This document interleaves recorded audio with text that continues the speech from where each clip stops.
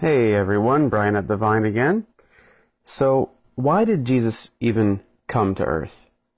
To be one of us. Jesus is the only one who ever chose to be born. And really, he's the only one of the few who's ever chosen to die for a good reason. And he said that the entire reason for his coming, according to Mark 10:45, is to give his life as a ransom for many. And from what we know of his crucifixion, it was one of the cruelest forms of execution that we can look back in history on. And it was described as one of the most cruel and hideous tortures.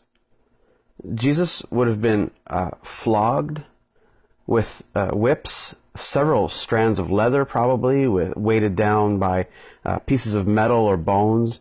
And according to person named Eusebius, he was a 3rd century historian. He said the sufferer's veins were laid bare, and the very muscles, sinews, and bowels of the victim were opened to exposure.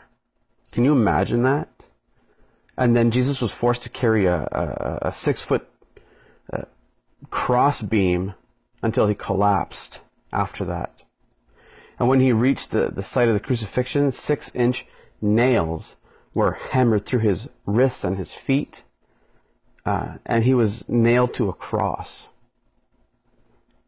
And he was left to hang for hours in excruciating pain.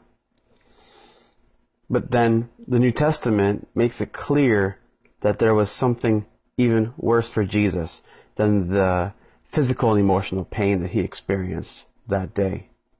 And this was the spiritual anguish of being separated from God as he carried our sins.